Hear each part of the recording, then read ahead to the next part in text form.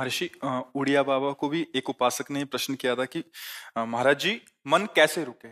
तो उड़िया बाबा ने उत्तर दिया, नियम पालन से। यदि हम नियम पर दृढ़ रहें तो मन हमारा क्या कर सकता है? नियम तो परमात्मा देखता है, हम लोग नियम पर दृढ़ नहीं रहते, इसी से हमारे देश की दुर्दशा है। संध्या वंदन तक का नियम जाता रहा है, भजन करने के लिए नियम की बड़ी आवश्यकता। हाँ, बड़े नियम की आवश्यकता है। तो जैसे प्रातः काल से सायंकाल तक की हर व्यक्ति की अपनी एक दिनचर्या होनी चाहिए। ऐसा नहीं कि आज हम 4 बजे उठे, कल 7 बजे उठे, पर फिर मन को आप कंट्रोल नहीं कर पाएंगे। मन के लिए एक दिनचर्या होनी चाहिए कि हमको 10 बजे सोना है, 4 बजे उठ जाना है, तो फिर 4 से सवा 4 नहीं होना चाहिए। 4 बजे उठ जाना, ऐसा नियम बना ले। और उठ करके हमको थोड़ी देर नाम जप करना है, थोड़ी देर हमें वाणी जी का गायन करना है, थोड़ी देर हमें ध्यान, एक अपनी दिनचर्या। फिर हम अपने संसार के कार्य के नियम, जो संसार के कार्य हैं, उनको भी करते हुए भगवान को समर्पित करें। जैसे जो पद में है, जो आपको राष्ट्र सेवा मिली है, जो आपको समाज सेवा के पद मिले हैं, या आपको जो घर की सेवा के कार्य मिले हैं, उनमें बहुत धर्म पूर्वक आचरण होना चाहिए।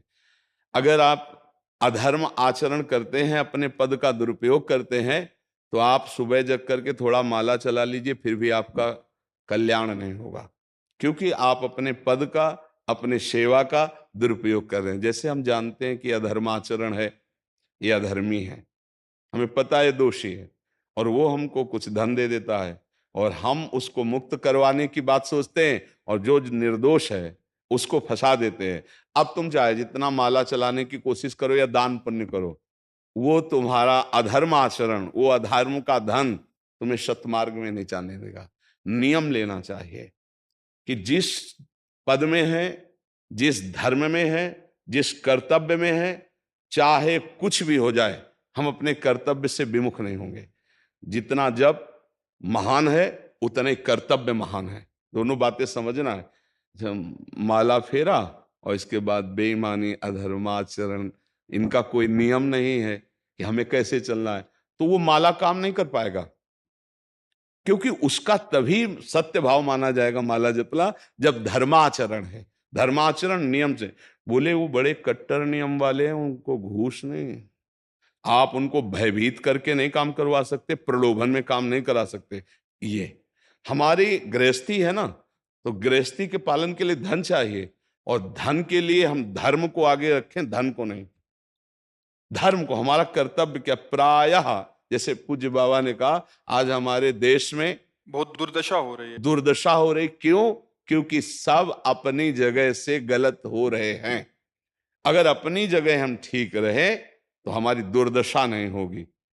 हमारा भजन कम होगा, लेकिन हम धर्म से चल रहे हैं तो हम विजयी होंगे। हम भगवान को प्रसन्न कर सकते हैं, क्योंकि हमें जो कार्य मिला है वो भगवान का ही कार्य, सृष्टि भगवान का कार्य।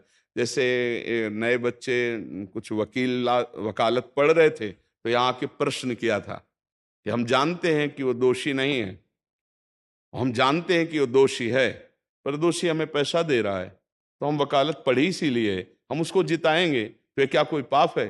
तो उनका खुला पाप है।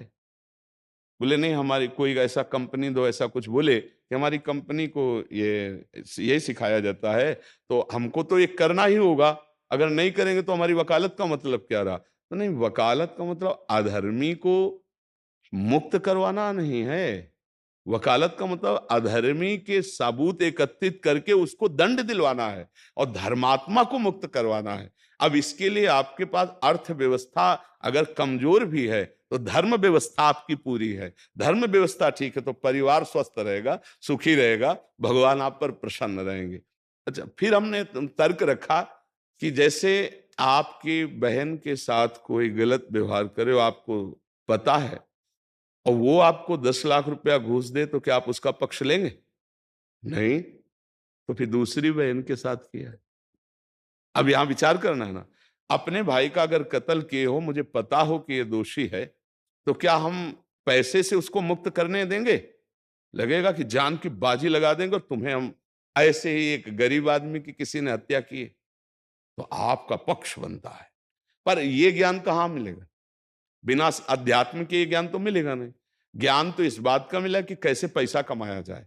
अच्छा, वो पैसा यदि अधर्म से आया है, तो आपकी दुर्दशा कर देगा, आपकी बुद्धि भ्रष्ट कर देगा।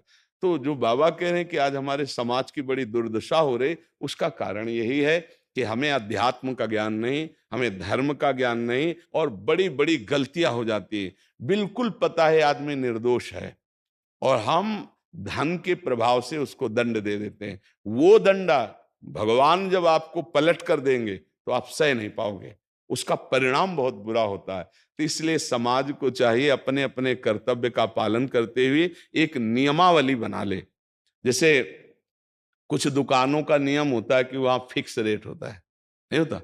वहां ये नहीं चलेगा कि कसम से कहते हैं कि तुम्हें हम अपना जान करके कि 100 रुपया मीटर ये मिला है, हम बिल्कुल मुनाफा नहीं ले रहे। नहीं, झूठ क्यों बोल रहे हो? दुकान खोले हो मुनाफा के लिए, झूठ क्यों बोल रहे हो? नहीं लेंगे मुनाफा, हम जितने का लाए हैं उससे मुनाफा लेंगे, पर 120 रुपया मीटर देंगे, कपड़ा बढ़िया है, नाप फिट है, इससे नीचे नहीं उतरेंगे, हमें सफाई देने की जरूरत नहीं है कि हम कसम खाते हैं या ऐसा। हम जानते हो ये बिजली है, दुकान है, नौकर लगे हैं, तो इसका मुनाफा लेने के लिए दुकान खोलें, कोई दान करने के लिए तो नहीं। तो सबको पता है मुनाफा लेगा, लेकिन एक फिक्स दाम, उसे 10-20 रुपया का मुनाफा लेकर के हम उसको बेच रहे हैं। लेकिन झूठ क्यों बोले? बोले झूठ के बिना धंधा नहीं चलता। नहीं, ऐसा नहीं है। अब असत्य बोलोगे तो उससे जो आपको मुनाफा मिलेगा वो आपकी बुद्धि भ्रष्ट करेगा, और सत्य है कि मुनाफा के लिए है वही चीज, और आप एक फिक्स रेट में दे रहे हैं, बढ़िया है। अब अगर आप कोई मिलावट करके भोजन सामग्री दे रहे हैं, आपको पता है, तो जो खाने वाले के हृदय में बैठे हुए भगवान है, वो तुम्हारे जीवन में मिलावट कर देंगे, तुम्हारा जीवन महान दुखमय हो जाएगा। ये कहां समझा जाता है?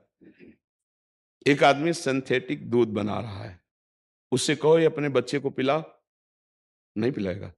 फिर ये दूसरे का बच्चा जब पिएगा तो उसकी हालत क्या होगी? दूसरे शरीर में जाएगा तो हालत क्या होगी?